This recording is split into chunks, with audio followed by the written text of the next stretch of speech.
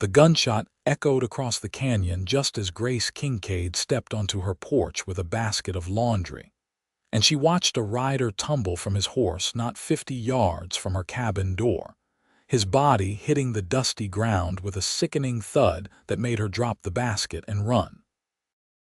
It was August of 1882, and the Idaho Territory sun beat down mercilessly on the valley floor where Grace had built her life alone after her father's death 2 years prior. The wounded man lay face down in the dirt, blood seeping through his shirt from somewhere near his shoulder, his horse already galloping away toward the hills. Grace dropped to her knees beside him, her practiced hands moving quickly to check for breathing, for a pulse, for any sign that she had not just witnessed a murder. His chest rose and fell shallowly, and when she turned him over with considerable effort, she found herself looking at a face that would have been handsome if not twisted in unconscious pain. He was young, perhaps 26 or 27 to her 23 years, with dark hair that fell across his forehead, and several days' worth of stubble on his strong jaw. His clothes, though now blood-soaked and dusty, were finer than what most drifters wore, the leather of his gun belt tooled with intricate designs. Grace knew she should be frightened, should perhaps let this stranger die rather than bring potential trouble to her doorstep. But her father had raised her to help those in need, and she could not turn away from a dying man regardless of who he might be or what he might have done.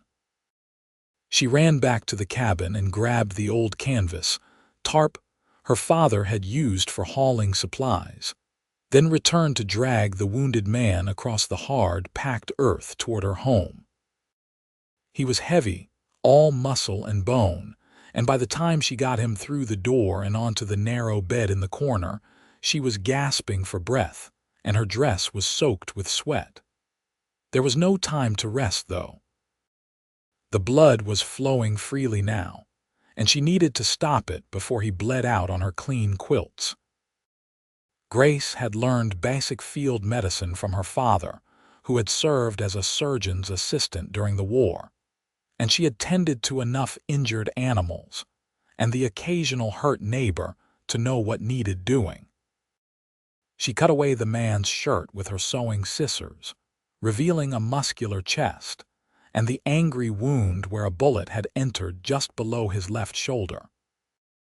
Her fingers probed gently around the area, and she breathed a small sigh of relief when she felt the hard lump of the bullet lodged against his shoulder blade rather than buried deep in his chest cavity.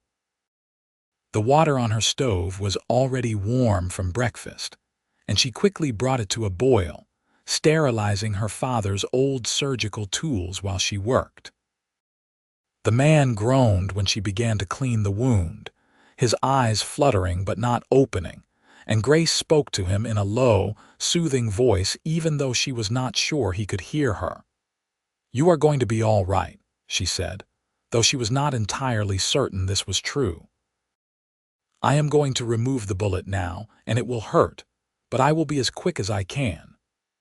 The extraction took nearly an hour, her hands cramping as she worked the small forceps into the wound, feeling for the bullet, trying to get a grip on the slippery metal. The man thrashed weakly several times, and she had to stop and hold him still, speaking nonsense words of comfort while she waited for him to settle. When the bullet finally came free with a soft sucking sound, she nearly wept with relief. She cleaned the wound thoroughly with whiskey, then stitched it closed with the same steady hand she used for mending clothes, though the flesh was far more difficult to work with than fabric. By the time she finished bandaging him properly, the sun was beginning to set, painting the cabin walls with golden light. Grace sat back in her chair and looked at her patient, at the way his chest rose and fell more steadily now, at the color that was slowly returning to his face. He would live, she thought. Whether he would wake up as a friend or an enemy remained to be seen.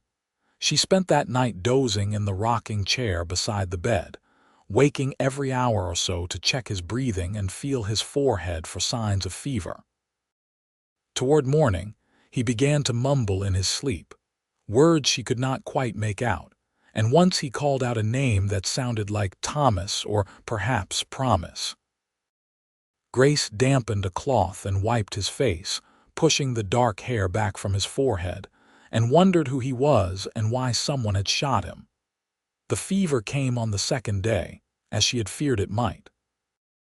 His body burned hot enough that she could feel the heat radiating from him when she stood near the bed, and he thrashed and muttered, caught in dreams or memories she could not see. Grace spent hours bathing him with cool water, trying to bring his temperature down, forcing small amounts of willow bark tea between his cracked lips whenever he was conscious enough to swallow. She changed his bandages twice a day, relieved to see that the wound was not festering, that her stitches were holding. On the third day, his eyes opened for the first time. Grace was spooning broth into his mouth when he suddenly focused on her face, his gray eyes sharp and startled. He tried to sit up, reaching instinctively for a gun that was no longer at his hip, and Grace put a firm hand on his good shoulder. "Do not move," she said. "You have been shot and I have just gotten you put back together. If you tear those stitches, I will be very cross with you." He stared at her for a long moment, his eyes moving from her face to the cabin around them, clearly trying to piece together what had happened. "Where am I?" His voice was rough from disuse, barely more than a whisper. "My cabin, about 15 miles northeast of Lewiston," Grace said. She set the bowl of broth aside and reached for a cup of water. "Can you drink?" he nodded, and she helped him take several small sips, her arm supporting his shoulders. This close, she could smell the sweat and sickness on him, but also something else, something clean like sage and leather. When he had drunk his fill, she lowered him back to the pillow, and he closed his eyes as if the small effort had exhausted him. "How long?" he asked. 3 days since I found you. You were shot in the shoulder. I removed the bullet, but you have had a fever."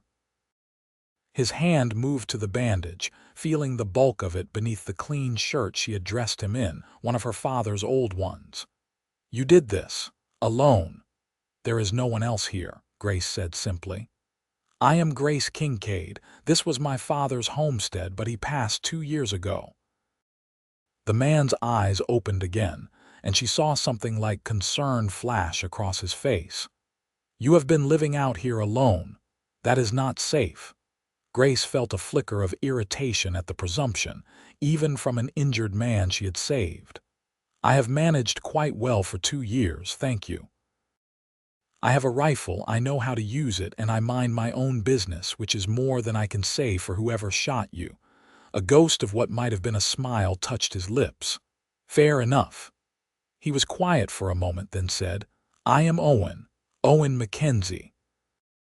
The name meant nothing to Grace, and she simply nodded. "Well, Owen Mackenzie, you need to rest and regain your strength. Can you eat some broth?"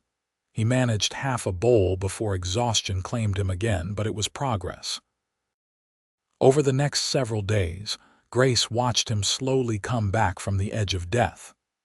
The fever broke on the 4th day, leaving him weak but clear-headed, and by the end of the first week he was able to sit up on his own, though the effort left him shaking and pale. Grace found herself enjoying his company more than she wanted to admit. He was polite and grateful, never demanding, and he had a quiet sense of humor that emerged as he felt better. "I am sorry to be such a burden," he said one morning as she helped him walk slowly around the cabin, rebuilding his strength.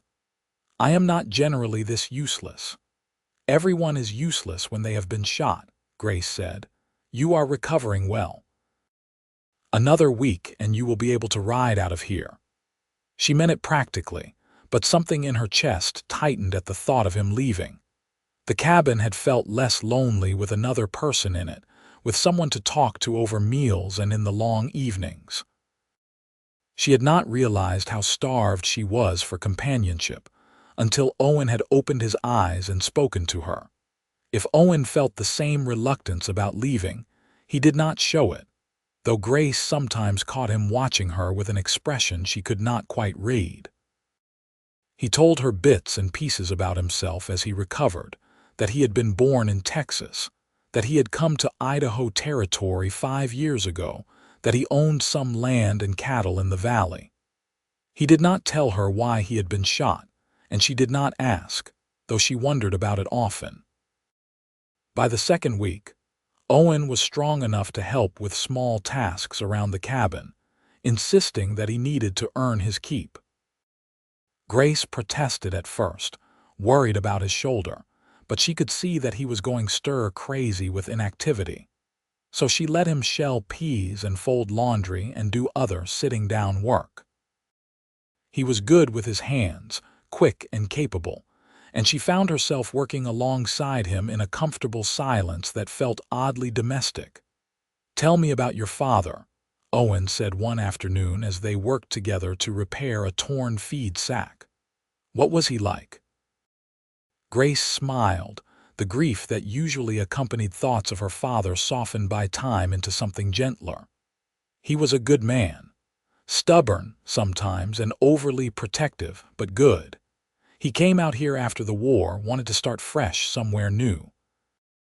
My mother died when I was young, so it was just the two of us for most of my life.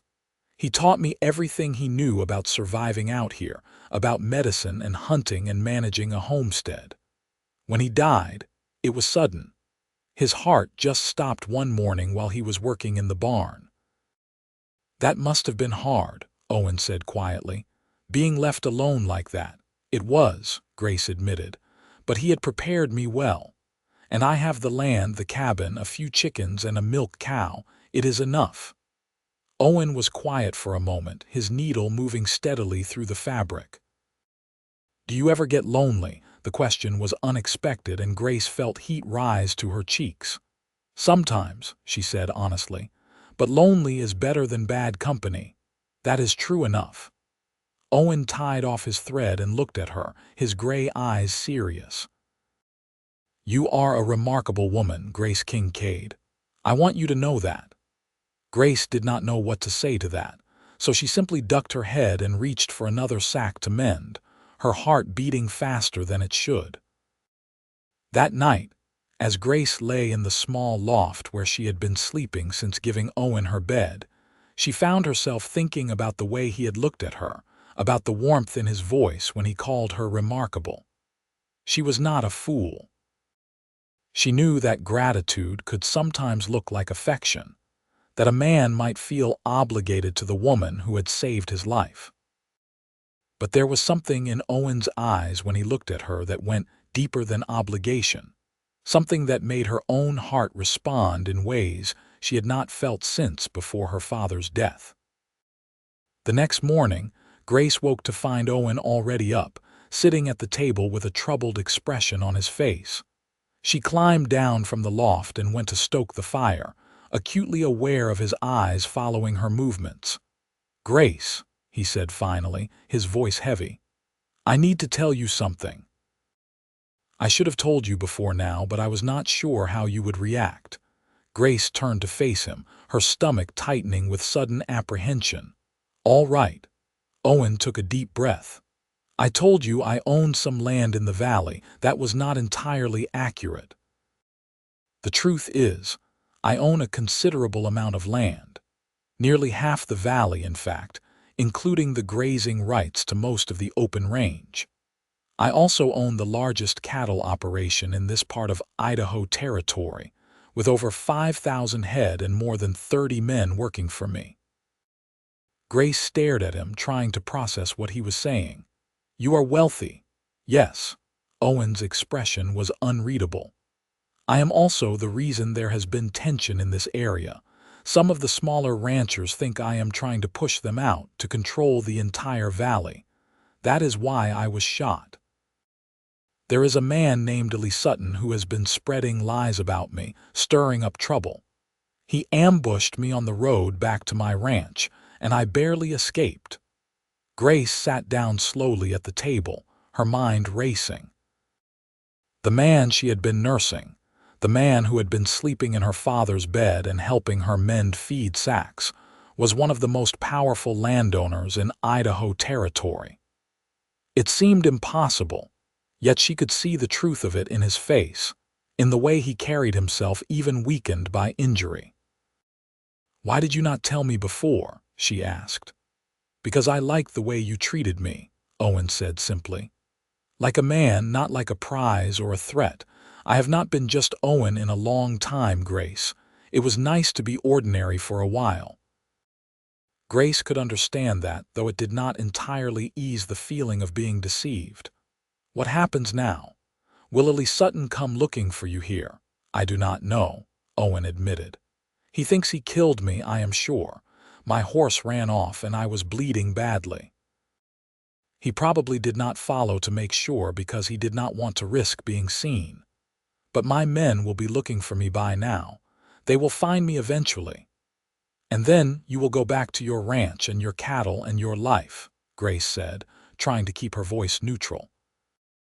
Owen reached across the table and took her hand, his calloused fingers warm around hers.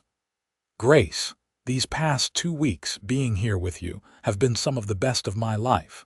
I know that probably sounds foolish, considering I spent most of them fevered and half dead, but it is true. You are strong and capable and kind, and you do not need anyone to take care of you, but I find myself wanting to anyway." Grace's breath caught in her throat. "Owen, you do not owe me anything. I would have helped anyone who was injured." "This is not about owing," Owen said firmly. "This is about the fact that when I think about riding back to my empty ranch house, all I can think is that I would rather stay here in this small cabin with you. I know it is fast. I know we have only known each other for 2 weeks. But I also know what I feel, and I am too old and too tired of pretending to ignore it." Grace looked at their joined hands, at the way his thumb was tracing small circles on her palm. Her heart was pounding so hard she was sure he could hear it. "I feel it too," she whispered. "But I do not know if it is real or if it is just because we have been alone together, because you needed help and I was here to give it." "Then let me court you properly," Owen said. "Let me come back here when I am healed, when I have dealt with Ellie Sutton and the trouble he has caused. Let me prove to you that what I feel is not gratitude or obligation, but something much deeper." Grace wanted to say yes immediately, wanted to throw caution aside and believe that this incredible, impossible thing could actually happen. But she was also practical, and she knew that Owen Mackenzie's world was very different from hers. "You are wealthy and powerful," she said slowly. "I am a homesteader's daughter living alone on a small piece of land.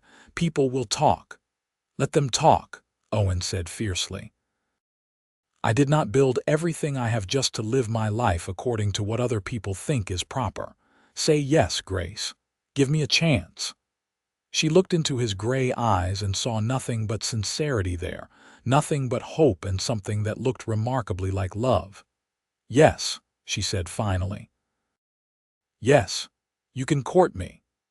The smile that broke across Owen's face was like sunrise, bright and warm and full of promise. He raised her hand to his lips and kissed her knuckles gently, and Grace felt something inside her chest unfurl like a flower opening to the sun. They spent the rest of that day talking, really talking about their lives and their hopes, and the things they wanted for the future. Owen told her about his ranch, which he had named the Broken M after his last name, about how he had come to Idaho with nothing but a good horse and a small inheritance from his grandfather, and had slowly built an empire through hard work and strategic land purchases. He told her about his men, the ones he trusted and the ones he was not so sure about his foreman who was like a brother to him, and the housekeeper who had been trying to marry him off for years. Grace told him about growing up with just her father, about the loneliness of the years after his death, about the small pleasures she found in her daily routines, and the satisfaction of being self-sufficient. She told him about her dreams, too, the ones she barely admitted to herself, about maybe having a family someday, about not being alone anymore. "I can give you that," Owen said softly, "if you will let me." The days that followed were both wonderful and bittersweet. Owen grew stronger every day, his shoulder healing well, and Grace knew it would not be much longer before he was fit to travel. They worked together during the day, and in the evenings they sat on the porch and watched the sun set over the valley while they talked about everything and nothing. Owen was careful not to push too fast, but there were small moments of intimacy that made Grace's pulse race. The brush of his hand against hers as they worked side by side, the way he looked at her when he thought she was not paying attention. The night he tucked a strand of hair behind her ear and let his fingers linger against her cheek. On the morning of the 18th day after Owen had been shot, they were interrupted by the sound of horses approaching the cabin. Grace felt her stomach drop as she looked at Owen, saw the tension in his shoulders. He stood slowly, reaching for the gun belt that Grace had cleaned and returned to him the week before. "Stay inside," he said quietly. "This is my cabin," Grace said firmly. "I will not hide in my own home." Owen looked like he wanted to argue, but there was no time. 6 riders came around the bend and stopped in front of the cabin, and Grace recognized the look of professional ranch hands in their weathered faces and well-maintained gear. The man in front was older than the others, perhaps 50, with iron-gray hair and sharp blue eyes that went wide when he saw Owen standing on the porch. "Boss." The man swung down from his horse in one fluid motion and strode toward them, relief and joy warring on his weathered face. "We thought you were dead. We have been searching for 2 weeks, but there was no trace and so much blood on the road. I am alive thanks to Miss Kincaid here," Owen said, putting a hand on Grace's shoulder. "Thomas, this is Grace Kincaid." "Grace, this is Thomas Riley, my foreman and oldest friend. He is the one I would trust with my life." Thomas turned to Grace and swept his hat off, his expression transformed by gratitude. "Miss Kincaid, I cannot thank you enough for what you have done.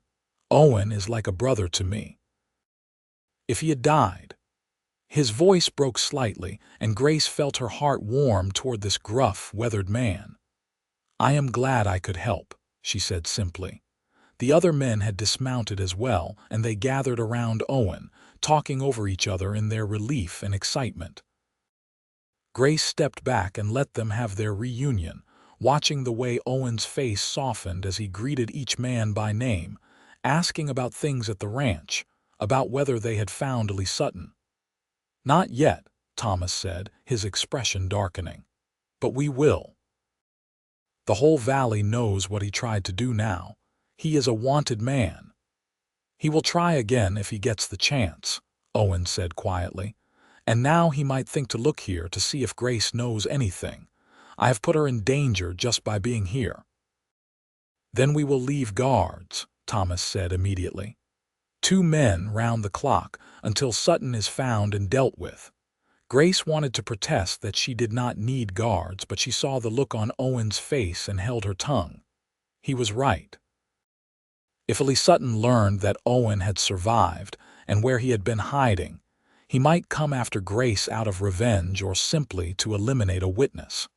It made her angry, this intrusion into her peaceful life, but she was not fool enough to ignore the danger. Owen went inside to gather his few belongings, and Grace followed him, suddenly desperate for a few more moments alone with him. He turned as she entered, and something in her expression must have shown her feelings because he crossed the room in 2 strides and pulled her into his arms, careful of his healing shoulder. "I do not want to leave you," he said against her hair. "These weeks have been the happiest I have had in years, maybe ever." Grace pressed her face against his chest, breathing in his scent, memorizing the feel of his arms around her. "Come back soon," she whispered. "Please." "I will," Owen promised. He pulled back enough to look at her face, his gray eyes intense. I am going to settle things with Sutton, and then I am going to court you properly, the way you deserve. I am going to take you to dinner in town and buy you pretty things and make sure everyone knows that you are the woman I intend to marry." "Marry?" Grace's voice came out breathless. "Marry," Owen confirmed. He cupped her face in his hands, his thumbs brushing her cheekbones. "I know it is fast. I know we should probably wait and be sensible and follow all the proper courtship rules. But I am 30 years old, Grace, and I have never felt about anyone the way I feel about you. So yes, I intend to marry you if you will have me." Grace felt tears prick her eyes, happy tears for once. "Yes," she said. "Yes, I will have you." Owen kissed her then, a soft, sweet kiss that held the promise of all the kisses to come, and Grace felt something click into place in her heart, something that had been waiting for this moment, for this man, without her even knowing it. They were interrupted by a polite cough from the doorway, where Thomas stood with an amused expression on his weathered face. "Sorry to intrude, boss, but we should get you back to the ranch before dark. The men are worried, and there is a lot to be sorted out." Owen sighed but nodded, giving Grace one last quick kiss before he stepped back. "I will leave Thomas to organize the guard detail. I will be back in 3 days, 4 at the most. Will you be all right until then?" "I have been all right for 2 years," Grace reminded him, but she smiled to soften the words. "Go. Do what you need to do. I will be here." She walked outside with him and watched as he mounted one of the spare horses Thomas had brought, moving stiffly but managing well enough. He looked down at her from the saddle, and the expression on his face made her heart ache with longing and happiness in equal measure. 3 days, he said again. "I promise." Then he was riding away, the 6 men flanking him as they headed back toward the main trail. Grace stood on her porch and watched until they disappeared from view, then wrapped her arms around herself and tried to convince her heart to stop racing. True to Thomas's word, 2 men arrived before sunset to set up a camp within sight of the cabin. Grace recognized one of them, a young cowboy named Charlie who had occasionally come through her area checking fence lines. He was polite and respectful, promising that they would stay out of her way but would be close enough to help if there was any trouble. The cabin felt impossibly empty that night. Grace lay in her bed, the bed Owen had occupied for 2 weeks, and pressed her face into the pillow that still smelled faintly of him. She felt ridiculous for missing him so much after such a short time, but she could not help it. He had become part of her life, woven into her daily routines, and without him the cabin felt less like a home and more like the lonely place it had been before he arrived. The next day dragged by with agonizing slowness. Grace threw herself into her chores, cleaning the cabin from top to bottom, working in her garden until her back ached, anything to keep her mind occupied. She brought food to the 2 guards, who thanked her profusely and assured her that everything was quiet, no sign of trouble. That night, she lay awake and counted the hours until Owen might return. The second day was better. Grace woke with a sense of purpose and decided to prepare for Owen's return by making improvements to her appearance that she had long neglected. She had not cared much about how she looked when it was just her and the chickens, but the thought of Owen seeing her made her want to make more effort. She washed her hair with the good soap she saved for special occasions and spent an hour brushing it until it shone. She let down the hem on her second-best dress, the blue one that matched her eyes, and added some lace trim she had been saving. On the afternoon of the 3rd day, Grace was working in her garden when she heard horses approaching. Her heart leaped and she stood quickly, brushing the dirt from her hands and trying not to look too eager. But it was not Owen who rode into her yard. It was a single man on a lathered horse, riding hard, and as he got closer, Grace felt ice slide down her spine. She recognized him from town, though she had never spoken to him. Elise Sutton was a hard-faced man in his 40s with cold eyes and a reputation for violence. He pulled his horse to a stop 20 feet from where Grace stood and looked her over with an expression that made her skin crawl. "You the woman who has been hiding Owen Mackenzie?" he asked without preamble. Grace did not answer, her mind racing. Where were the guards? Had something happened to them? She took a step backward toward the cabin, toward where her rifle waited just inside the door. Sutton saw the movement and his hand went to his gun. "Do not," he said flatly. "I will shoot you before you reach the door. Now answer my question. Is Owen Mackenzie alive?" "I do not know what you are talking about," Grace said, trying to keep her voice steady. Sutton's eyes narrowed. "Do not play games with me, girl. I have already dealt with the 2 men Mackenzie left to watch you. They are not dead, but they will not be coming to help you anytime soon. Now, I am going to ask you one more time. Is Owen Mackenzie alive, and where is he?" Grace lifted her chin, fear transforming into anger. "Even if I knew, I would not tell you." Sutton studied her for a long moment, and Grace saw the exact instant he decided she was telling the truth about not knowing where Owen was. His hand relaxed slightly on his gun. "He is alive, then." "I figured as much when his men started turning the valley upside down looking for him instead of burying him. That is unfortunate. I was hoping to avoid having to finish the job." "Why?" Grace demanded. "What has Owen ever done to you?" "He exists," Sutton said flatly. "He owns half the valley, and he is not satisfied with that. He wants it all, wants to push the rest of us out. Well, I am not going anywhere. The Sutton family has been in Idaho Territory for 30 years, and I will be damned if some Texas upstart is going to force me off my land." "Owen is not trying to force anyone out," Grace said, though she wondered if she truly knew that. "He told me there has been tension, but he did not say he was taking anyone's land." Sutton's laugh was harsh and humorless. "Of course he did not. Men like Mackenzie never see themselves as the villains. But I have watched him buy up every piece of property that comes available, watched him slowly squeeze the rest of us, until we have no choice but to sell to him at whatever price he offers. Well, I am done waiting for that day. If I kill him, his empire falls apart. His men will scatter, his land will go up for auction, and those of us who have been fighting for scraps will finally get our due." Grace felt sick. She did not know if Sutton was telling the truth about Owen's business practices, or if he was simply a violent man looking for justification for murder. Either way, he was dangerous, and she was alone with him. "What are you going to do with me?" she asked, hating the slight tremor in her voice. Sutton considered her for a moment. "That depends on you.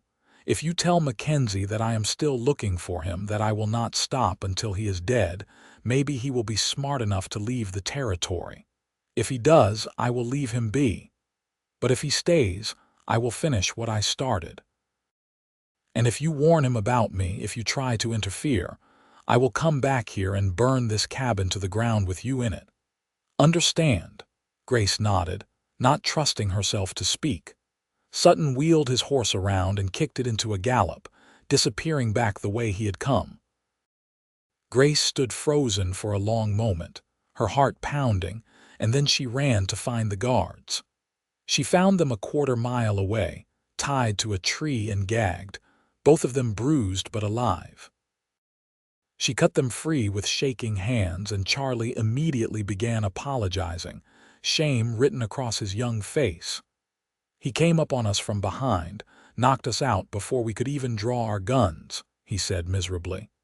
"Boss is going to kill us." "You are alive," Grace said firmly. "That is what matters. Can you ride?" "Yes, madam, but we should stay here with you. If Sutton comes back, he will not come back today," Grace said with more confidence than she felt. "But you need to go find Owen and tell him what happened. He needs to know that Sutton is actively hunting him." The guards looked torn between their duty to protect her and their need to warn Owen, but finally they agreed. They rode out within minutes, leaving Grace alone again. She went back to her cabin and barred the door, then sat at the table with her rifle across her knees and tried to stop shaking. Owen arrived less than 2 hours later, riding so fast his horse was foaming at the mouth. He barely waited for the animal to stop before he was off and running to the cabin, pounding on the door. "Grace, Grace, let me in." She threw the bolt back and the door open, and then she was in his arms, trying very hard not to cry. Owen held her tightly, his hand cupping the back of her head, murmuring reassurances into her hair. "I am so sorry," he said over and over. "I should never have left you alone. I thought you would be safe with guards. I did not think Sutton would be bold enough to come here in daylight." "I am fine," Grace said, pulling back to look at his face. "He did not hurt me. He just wanted to threaten me, to use me to get to you. Did he succeed?" Owen asked quietly.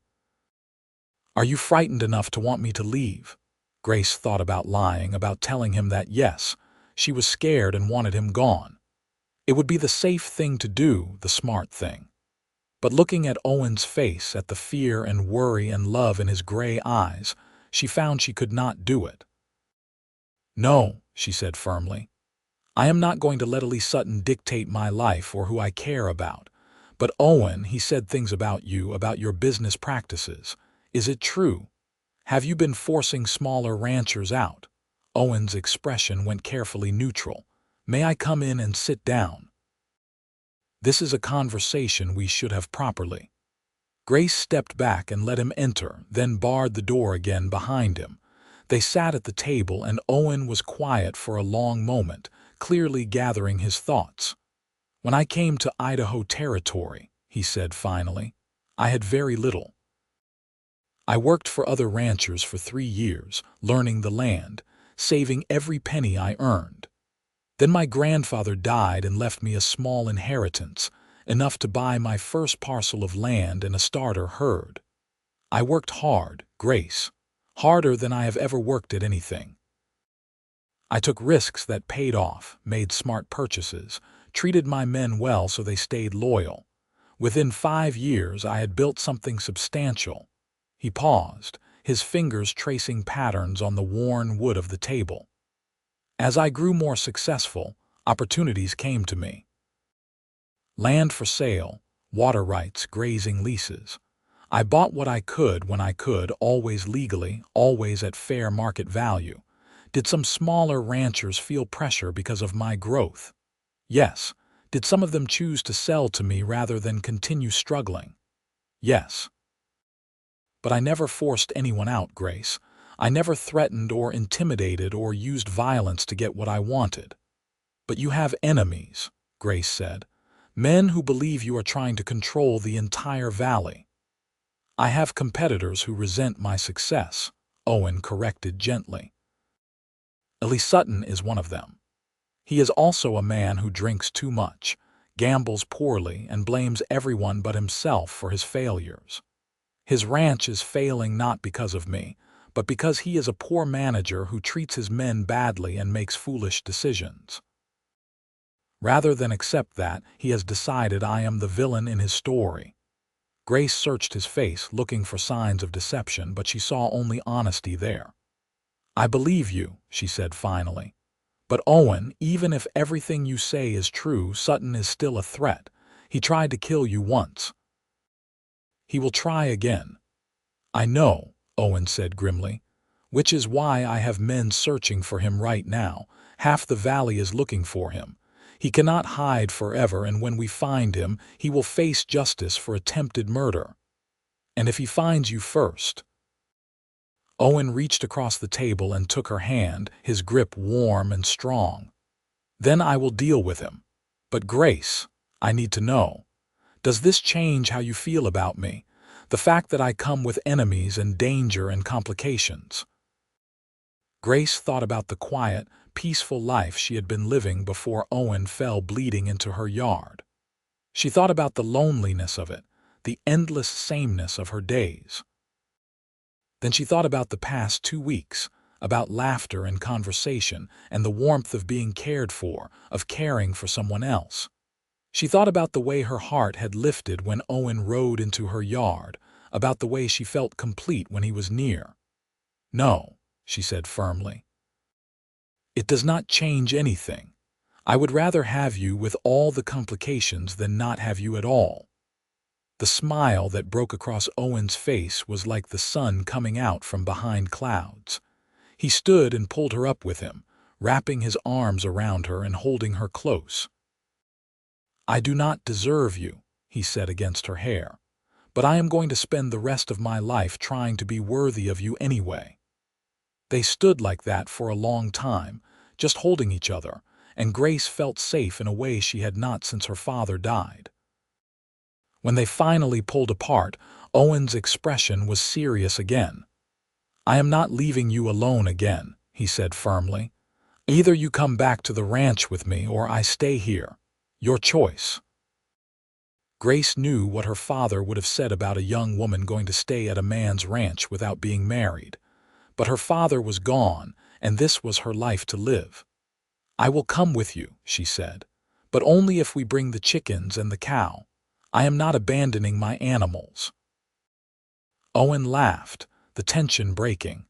"We will bring the whole homestead if you want. I have enough men and wagons to move everything." It took 2 days to arrange the move. Owen sent for wagons and men, and they carefully packed up everything Grace owned, from her father's medical instruments to her mother's china to the quilts on the bed. The chickens went into crates, the cow was led behind one of the wagons, and Grace locked the cabin door for what she hoped would not be the last time. The ride to Owen's ranch took most of a day, and with each mile they traveled, Grace felt her nervousness increase. She was about to see Owen's world, the one he had built for himself, and she was not sure she would fit into it. Owen seemed to sense her anxiety because he rode close beside her, pointing out landmarks and telling her stories about the land they passed through. "That is where I bought my first 100 head of cattle," he said, indicating a broad meadow. "And that creek is the best fishing in the whole territory. I will take you there sometime." As they crested a final ridge, Owen reined in his horse and gestured ahead. "There it is, the broken M." Grace looked and felt her breath catch. She had expected something impressive, but the reality exceeded her imagination. The main ranch house was a large, 2-story structure built of timber and stone, with a wide porch that wrapped around 3 sides. Surrounding it were numerous outbuildings, corrals, a massive barn, and bunkhouses for the men. Cattle dotted the valley floor as far as she could see, thousands of them grazing peacefully in the late afternoon sun. "Owen," she said faintly, "you said you owned some land and cattle." "I did," he said, sounding amused, "and I do. I just left out the specifics." "This is not some land," Grace said. "This is a kingdom." Owen laughed and urged his horse forward. "Come on, I want you to meet Mrs. Henderson. She has been running the house for me for 3 years, and she is dying to meet the woman who saved my life." Mrs. Henderson turned out to be a plump, cheerful woman in her 50s who took one look at Grace and immediately enveloped her in a warm hug. "Oh, you poor dear, you must be exhausted from the journey. Come in, come in. I have prepared the best guest room for you, and dinner will be ready within the hour." Grace let herself be swept into the house, which was even more impressive inside than out. The main room featured a huge stone fireplace, comfortable furniture, and windows that let in floods of afternoon light. The guest room Mrs. Henderson showed her to was larger than the entire main room of her cabin, with a bed big enough for 3 people and an actual bathtub in the adjoining washroom. "This is too much," Grace protested weakly. "Nonsense," Mrs. Henderson said firmly. "Mr. Mackenzie has been rattling around this big house alone for too long. It is about time it had a lady in it. Now, you freshen up, and I will send someone to bring your things from the wagon." Alone in the luxurious room, Grace sank down on the edge of the bed and tried to process everything. This was Owen's life, this wealth and comfort and sprawling empire. Could she really fit into it? She was used to hauling her own water and mending her own clothes, not being waited on by housekeepers in a mansion. There was a soft knock on the door, and Owen's voice called, "May I come in?" Grace stood and smoothed her travel-worn dress. Yes. Owen entered, and he had changed into clean clothes, his dark hair damp from washing. He looked every inch the wealthy rancher now, and Grace felt suddenly very aware of the dust on her skirt and the tangled state of her hair. "I know this is overwhelming," Owen said gently, crossing to stand in front of her. "But please do not let it scare you away. This house, this ranch, all of it means nothing if I do not have someone to share it with. I meant what I said, Grace. I want to marry you. I want to fill this place with children and laughter and life. I want to wake up every morning and see your face on the pillow beside mine." Grace felt tears prick her eyes. "I am scared," she admitted. "I do not know how to be the lady of a place like this. I do not know how to manage servants or host dinner parties or any of the things a woman in your position probably needs to do." Owen cupped her face in his hands, his thumbs brushing away the tears that had escaped. "Then we will learn together. Mrs. Henderson can teach you the household management if you want to learn it, or you can ignore it entirely and let her keep running things as she has been. You can be whoever you want to be here, Grace. All I need is for you to be yourself and to let me love you." "I love you too," Grace whispered, and it was the first time she had said it out loud. "I think I started loving you when you woke up and the first thing you worried about was whether I was safe out here alone." Owen kissed her then, a deep, thorough kiss that made Grace's knees weak and her heart race. When they finally pulled apart, both of them were breathing hard.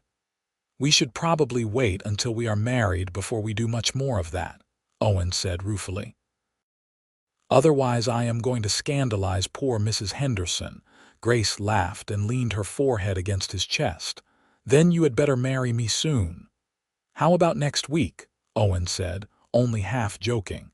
"We could ride into Lewiston tomorrow and talk to the preacher." "Next week?" Grace pulled back to look at his face. "That is very fast." "Too fast?" Owen asked, his expression suddenly uncertain. Grace thought about it. By all conventional standards, it was far too fast. They had known each other less than a month.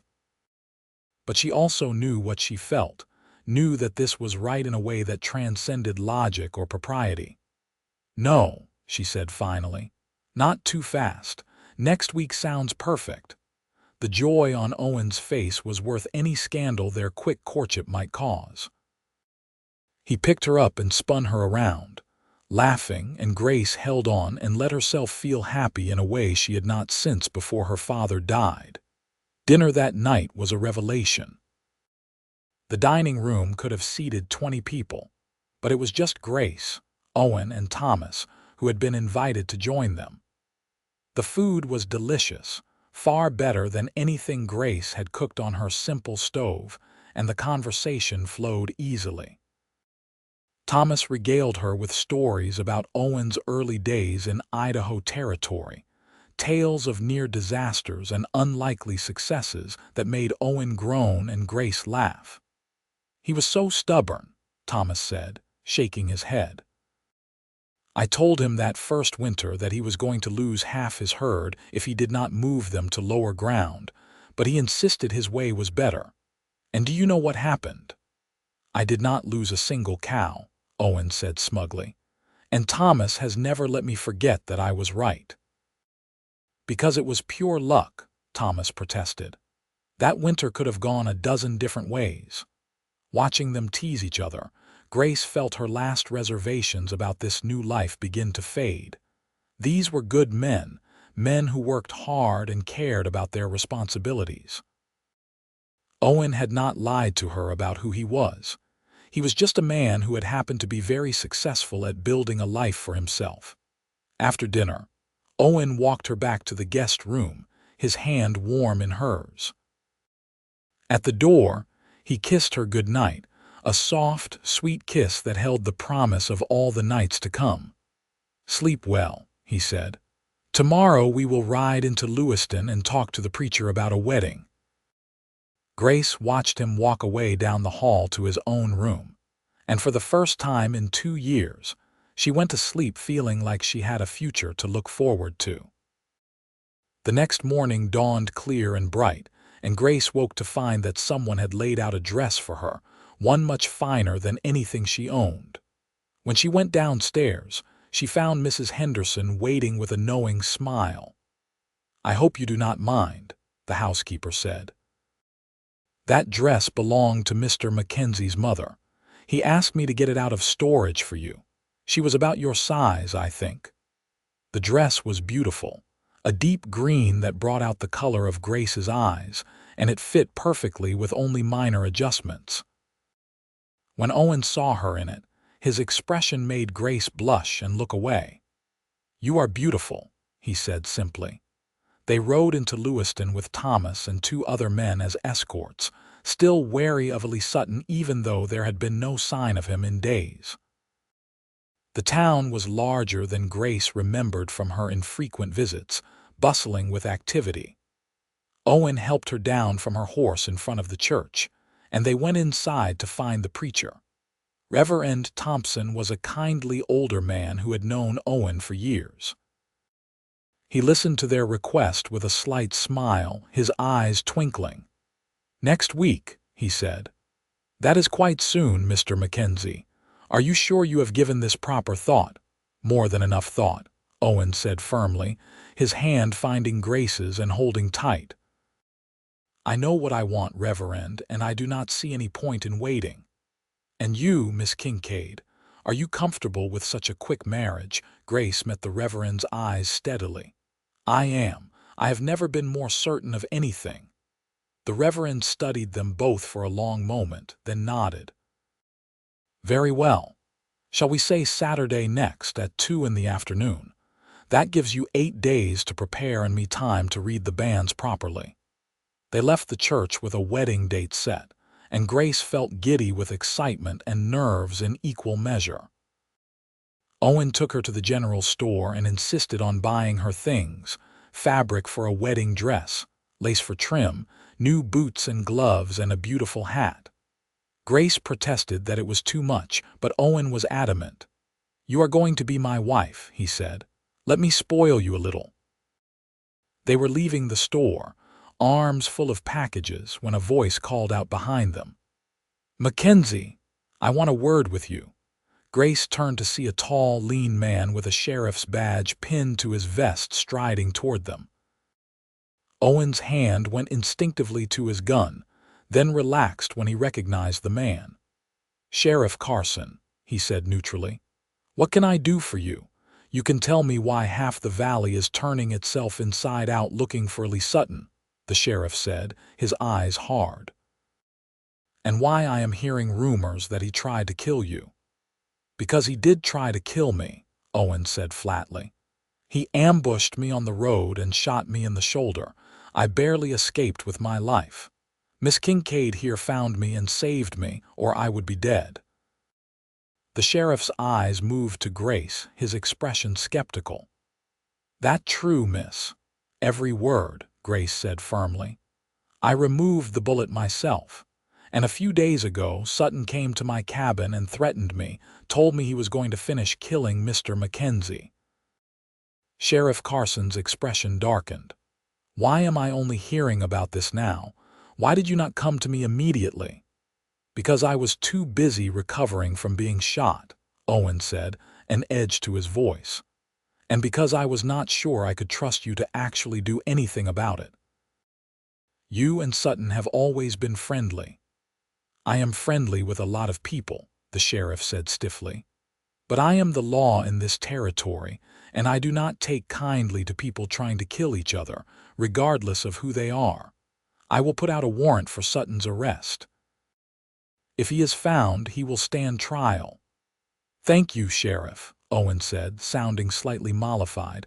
They parted ways, and Owen was quiet as they rode back to the ranch. Grace could feel the tension in him, the worry he was trying not to show. "What if the sheriff warned Sutton?" she asked quietly. "What if they are working together?" "Then we will deal with it," Owen said grimly. "But I do not think Carson is corrupt, just incompetent. He likes Sutton because Sutton buys him drinks and tells him stories. I doubt he knows what kind of man Sutton really is." The next few days passed in a blur of wedding preparations. Mrs. Henderson threw herself into organizing everything with evident delight, and Grace found herself caught up in the whirlwind despite her inexperience with such things. The fabric Owen had bought became a beautiful cream-colored dress, simple but elegant, and Mrs. Henderson produced a veil that had been in her family for generations. Owen was busy with ranch work during the days, but he made sure to have dinner with Grace every evening, and afterward they would sit on the porch and talk as the sun set over the valley. Grace was learning the rhythms of the ranch, the way the men came and went, the cattle that needed tending, the endless small crises that Owen managed with calm efficiency. She was also learning about Owen himself, about his fears and hopes and dreams. "I want children," he told her one evening, his hand playing with her fingers. "A whole houseful of them. I grew up alone after my parents died, and it was lonely. I want this house to be full of noise and laughter." "I want that too," Grace said softly. "Though I confess I am a little frightened of childbirth. My mother died having me." Owen pulled her close, his arm around her shoulders. "We will get the best doctor in Idaho Territory when the time comes.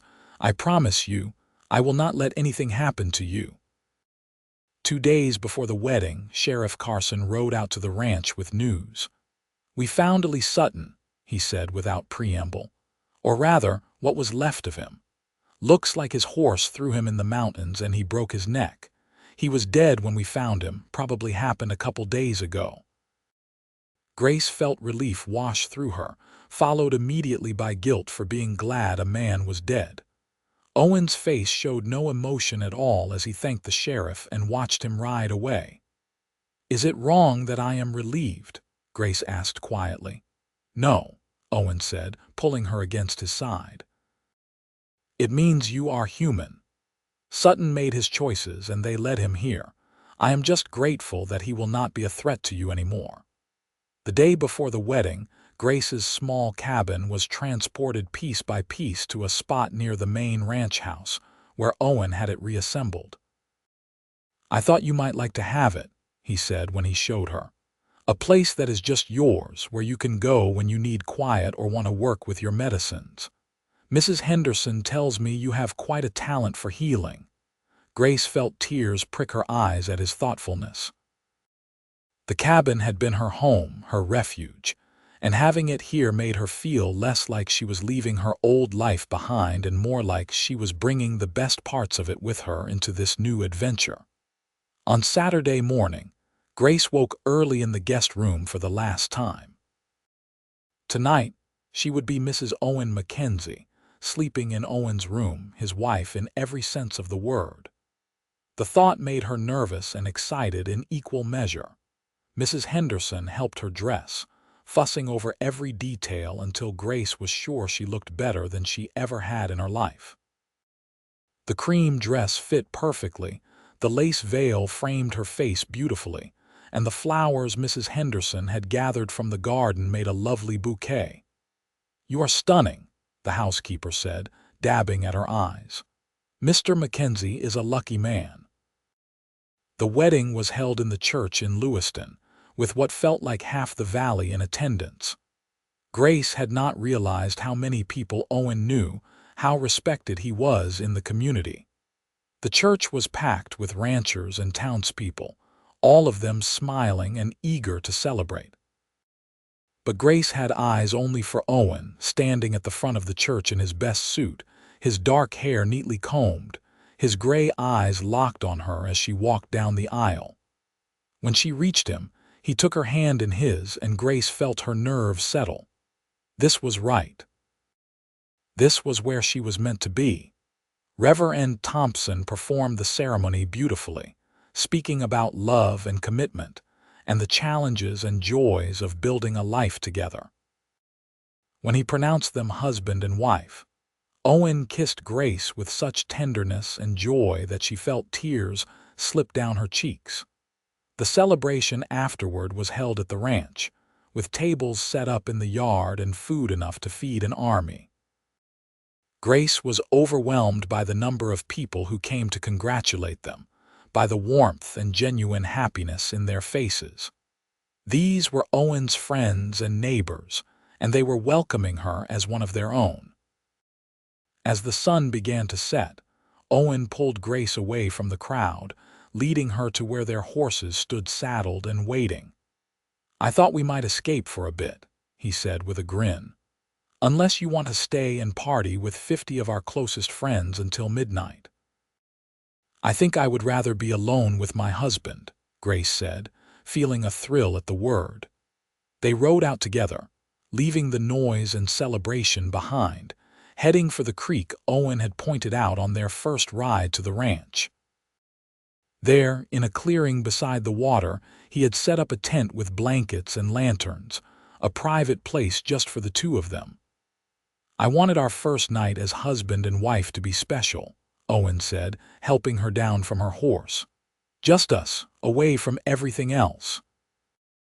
Grace looked around at the beautiful setting, at the care Owen had put into creating this moment, and felt her heart overflow with love for this man. "It is perfect," she whispered.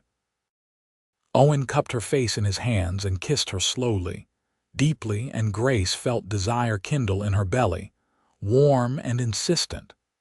She had been nervous about this part, about the physical intimacy of marriage, but with Owen she felt safe, cherished, loved. He took his time undressing her, his hands gentle as he worked the buttons of her wedding dress, his lips trailing kisses along her neck and shoulders. Grace helped him with his own clothes, marveling at the muscular strength of his body, at the way he trembled slightly under her touch. When they were both bare, he laid her down on the blankets and covered her body with his own, and Grace gave herself over to sensation, to the joy of being joined with the man she loved. Afterward, they lay tangled together, watching the stars appear through the opening of the tent. Owen traced lazy patterns on Grace's back, and she pressed her face against his chest, listening to the steady beat of his heart. "I love you," Owen said softly. "I know I have said it before, but I want to keep saying it every day for the rest of our lives." "I love you too," Grace murmured. "So much it scares me sometimes." "Do not be scared," Owen said, pressing a kiss to the top of her head. "I am going to take care of you, Grace. I promise you that." They stayed by the creek for 3 days, a brief honeymoon away from the demands of the ranch. They made love and talked and swam in the cool water, learning each other's bodies and minds with equal passion. Grace had never been so happy, so completely content, and she could see the same happiness reflected in Owen's eyes every time he looked at her. When they finally returned to the ranch, it was as a united front, partners in every sense. Grace began to take on more responsibilities, learning from Mrs. Henderson how to manage the household, but also finding her own role. She set up a medical clinic in her reassembled cabin, offering her healing skills to anyone who needed them, ranch hands and townspeople alike. Word spread quickly that Mrs. Mackenzie had a talent for medicine, and she found herself tending to everything from broken bones to difficult births. Owen was endlessly supportive, always praising her work, always encouraging her to pursue her interests. He consulted with her on ranch decisions, valuing her opinion even when it came to things she knew little about. They were partners, true equals, and their love only deepened as the months passed. The first real test of their marriage came in the winter, when a brutal blizzard swept through the valley. They lost nearly 200 head of cattle, frozen in the deep snow, and several ranch hands were injured trying to save the herd. Grace worked around the clock tending to frostbite and broken bones, while Owen organized rescue efforts and tried to salvage what he could of his losses. They came through it together, exhausted but stronger for having faced the crisis as a team. And when spring came and the snow melted, revealing the green valley beneath, Grace discovered she was pregnant. She told Owen one evening after dinner, unable to keep the news to herself any longer.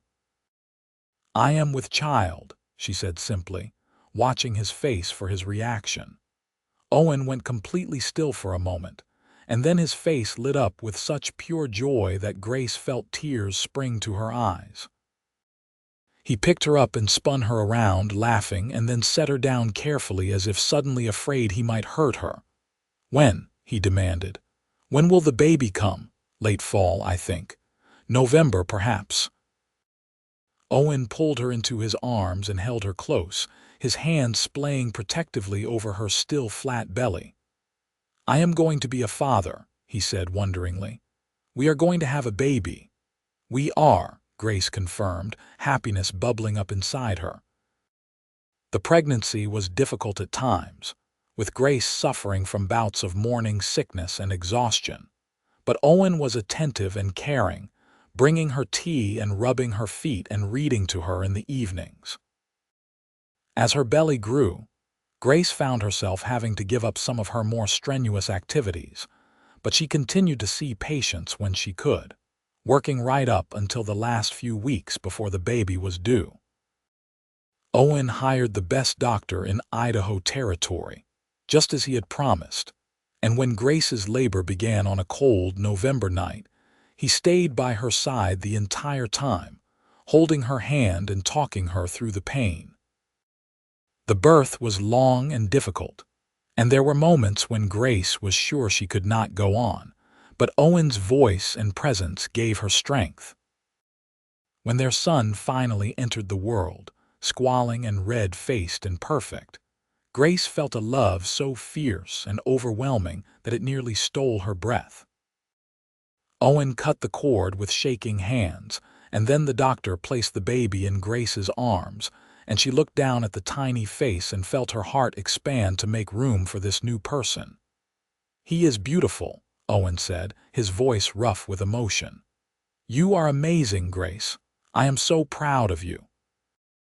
They named him Samuel Thomas Mackenzie, after Grace's father and Owen's best friend, and he became the center of their world. Owen was a devoted father, doting on Samuel with a tenderness that made Grace fall in love with him all over again. She watched her strong, capable husband rock their son to sleep, singing off-key lullabies, and knew that she had found something rare and precious. 2 years later, their daughter was born, a tiny thing with Grace's green eyes and Owen's dark hair. They named her Rebecca Me, and she completed their family in a way Grace had not known they needed. Samuel was a gentle big brother, always trying to help with the baby, and Grace and Owen marveled at how their lives had been transformed. The ranch continued to prosper under Owen's management, and Grace's medical practice grew as well. She became known throughout the valley as a skilled healer, and people came from miles away to seek her help. Owen built her a larger clinic, one with proper examining rooms and space for patients to recover, and Grace hired an assistant to help with the workload. The years passed in a blur of happiness and hard work and love. There were challenges, of course, seasons when the cattle prices dropped or droughts that threatened the grazing land. But Grace and Owen faced everything together, their partnership only growing stronger with time. When Samuel was 5 and Rebecca was 3, Grace found herself pregnant again, much to everyone's surprise. This pregnancy was easier than the first two, and when their second son was born on a warm spring day, Grace felt her family was complete. They named him Daniel James, and he grew into a happy, boisterous child who kept them all on their toes. On their 10th wedding anniversary, Owen took Grace back to the creek where they had spent their wedding night. The children were safely in Mrs. Henderson's care, and for one evening it was just the two of them the way it had been in the beginning. They sat by the water, watching the sun set, and Owen pulled Grace close against his side. "Do you have any regrets?" he asked softly. "About the life we have built?" Grace thought about the scared, lonely woman she had been 10 years ago, living alone in her cabin with only chickens for company. She thought about the day Owen had fallen bleeding into her yard, about the fear and uncertainty of those early weeks. And then she thought about everything that had come after, about the love and joy and family they had created together. "Not a single one," she said firmly. "You gave me everything I did not even know I wanted, Owen. A partner, a family, a purpose. I would not change a moment of it." Owen smiled and pressed a kiss to her temple. "I was bleeding to death in the dirt when you found me, and somehow that was the luckiest day of my life. You saved me in every way a person can be saved, Grace. I love you more than I can ever say." "And I love you," Grace said, turning to kiss him properly, "for all the days we have had and all the days still to come." They sat together as the stars came out, two people who had found each other against all odds and built something beautiful and lasting. The valley spread out around them, peaceful and prosperous, and somewhere in the big ranch house, their children slept safely under Mrs. Henderson's watchful eye.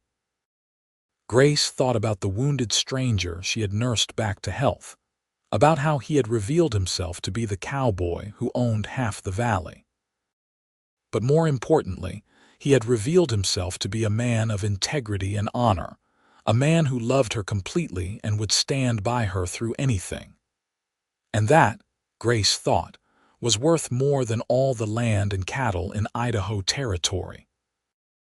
Years continued to unfold with a rhythm that felt both familiar and ever-changing. Samuel grew into a thoughtful young man who loved books and showed an aptitude for ranch management that made Owen's chest swell with pride. Rebecca was spirited and brave, spending her days riding horses and helping Grace in the clinic, showing an early interest in healing that delighted her mother. Daniel was the wild one, always getting into scrapes and coming home dirty and grinning, but with a heart so big he could not bear to see any creature suffer. Grace watched her children grow and marveled at the miracle of it all. There were difficult moments, of course. The winter Rebecca caught pneumonia and Grace spent 3 days and nights at her bedside, barely sleeping, using every skill she possessed to break the fever. The spring Samuel fell from his horse and broke his arm so badly Grace had to reset it while he bit down on a leather strap to keep from screaming. The countless minor illnesses and injuries that were part of raising children in the Idaho wilderness, but there were so many more moments of joy. Samuel's first successful cattle drive when he was 15, riding out with Owen and the men, and coming back a week later sunburned and exhausted and proud. Rebecca's first successful surgery assisting Grace, helping to remove an infected appendix from a ranch hand and saving the man's life. Daniel's discovery of a natural gift with horses, his ability to gentle even the most fractious animal with patience and kindness. Owen was the constant at the center of it all, the steady presence that held their family together. He was endlessly patient with the children, teaching them everything he knew about the land and the cattle, and what it meant to build something worthwhile.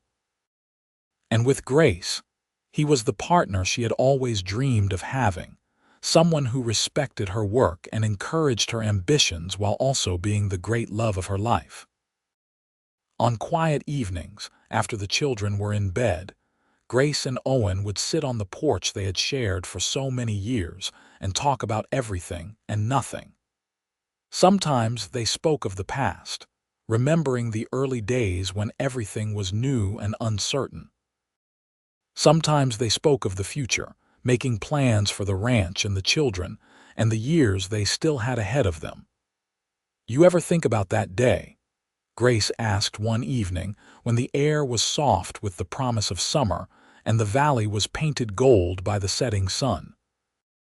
"The day you rode into my yard half dead," Owen smiled, his hand finding hers and lacing their fingers together. "Every day," he said. "I think about how lucky I was that Elise Sutton was such a poor shot. I think about how lucky I was that you were there, that you had the skill and courage to save my life. I think about how one moment, one choice, one twist of fate changed everything." "I think about it too," Grace admitted. "I almost did not go to you. When I heard the gunshot, my first instinct was to hide in the cabin to stay safe. But something made me go outside, made me run to help, and my whole life changed in that moment." "Changed for the better, I hope," Owen said, his eyes searching her face. Grace squeezed his hand, feeling the calluses on his palm that matched her own, the physical evidence of lives spent working hard for what they had built. "For the better," she confirmed. "For the absolute better." As the years went on, the ranch continued to grow and prosper. Samuel eventually took over much of the day-to-day management, freeing Owen to focus on the broader business concerns and to spend more time with Grace. Rebecca opened her own medical practice in Lewiston, building on what she had learned from her mother and becoming one of the most respected doctors in Idaho Territory. Daniel started a horse breeding program that became known throughout the West for producing exceptional animals. Grace and Owen became grandparents and then grandparents again, watching their children build families of their own. The big ranch house that had once seemed so empty was now always full of noise and laughter, of grandchildren running through the halls and gathering around the dinner table. On their 25th wedding anniversary, the children threw them a celebration that brought together friends and neighbors from across the valley. There were speeches and toasts, stories shared about Grace's healing work and Owen's business acumen, and the family they had built together. Through it all, Grace and Owen sat side by side, their hands clasped, their eyes meeting with the perfect understanding of two people who had truly become one. When the party finally wound down and the last guests had left, Grace and Owen walked through their home, picking up stray cups and plates, marveling at the evidence of a life well lived. In the dining room, they stopped and looked at the portrait that hung on the wall, one that had been painted 5 years earlier showing their whole family, 3 generations gathered together. "We did good," Owen said softly, slipping his arm around Grace's waist. "We did," Grace agreed, leaning into his embrace. "We did very good." The seasons continued their eternal cycle, bringing changes and challenges and joys. There were losses too, as there always are in a long life. Mrs. Henderson passed away peacefully in her sleep at the age of 78, and the whole family mourned the woman who had been such a constant presence in their lives. Thomas Riley died of a heart attack while out checking fence lines, and Owen grieved deeply for the friend who had been like a brother to him. But there were also celebrations. Weddings for the grandchildren, new great-grandchildren being born, the ranch expanding and evolving to meet the challenges of a changing world. Through it all, Grace and Owen were the foundation, the living example of what true partnership and lasting love could accomplish. As they entered their 70s, they began to slow down, letting their children and grandchildren take on more of the work while they enjoyed a well-earned rest. Grace still kept a small practice, seeing patients a few days a week, unable to completely give up the work that had given her such purpose. Owen still rode out to check on the cattle sometimes, still made the major business decisions, but he also spent long afternoons reading in his favorite chair or walking with Grace through the valley they both loved. They often visited Grace's old cabin, which had been preserved exactly as it was, a reminder of where they had started. They would sit on the porch and remember the days when Owen was healing, when they were falling in love without quite realizing it yet, when everything was uncertain but also full of possibility. "I would do it all again," Grace said one afternoon, sitting beside Owen on that familiar porch, their aged hands clasped together. "Every moment, every choice, every challenge, I would do it all exactly the same." "So would I," Owen agreed, bringing her hand to his lips and kissing it gently. "You are the best thing that ever happened to me, Grace Mackenzie, the very best thing." They lived out their days surrounded by love and family, watching their legacy continue through their children and grandchildren and great-grandchildren. When Owen passed away peacefully in his sleep at the age of 82, with Grace holding his hand, she grieved deeply, but also felt grateful for the incredible life they had shared. She had nursed a wounded stranger back to health all those years ago, never imagining that he would become her everything. That together, they would build an empire of love and family that would endure for generations. Grace lived for 5 more years after Owen's death, spending her days with her family and her work, still finding joy in the small moments and the great ones.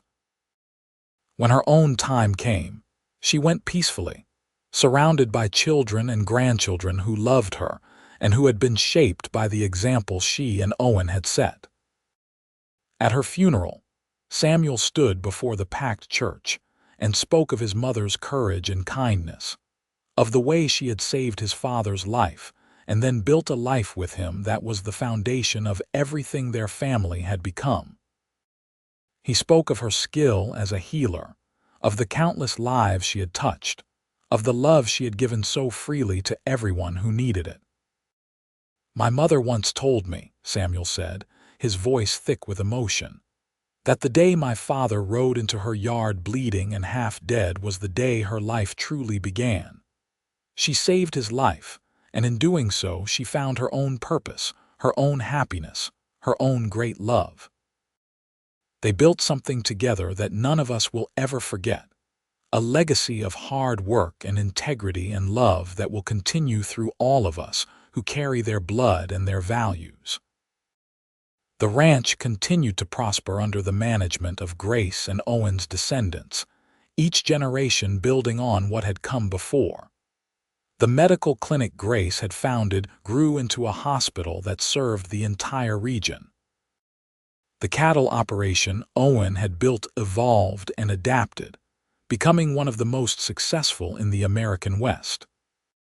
But more than the material legacy, what endured was the love story itself, the tale of a lonely woman who had nursed a wounded stranger back to health and discovered he was the cowboy who owned half the valley, but more importantly, that he was the man who would become her partner, her love, her everything. It was a story told and retold through the generations, a reminder that sometimes the most important moments in life come when we least expect them, that courage and kindness can change everything, and that true love, once found, can build something that lasts forever. In the valley where it all began, where Grace had once lived alone and uncertain, there now stood not just the thriving ranch and the bustling hospital, but also a memorial garden that had been planted in honor of Grace and Owen Mackenzie. In the center stood a bronze statue of 2 figures, a woman and a man, their hands clasped, their eyes locked on each other with unmistakable love. Beneath it, a plaque read simply, "Grace and Owen Mackenzie. She nursed a wounded stranger back to health."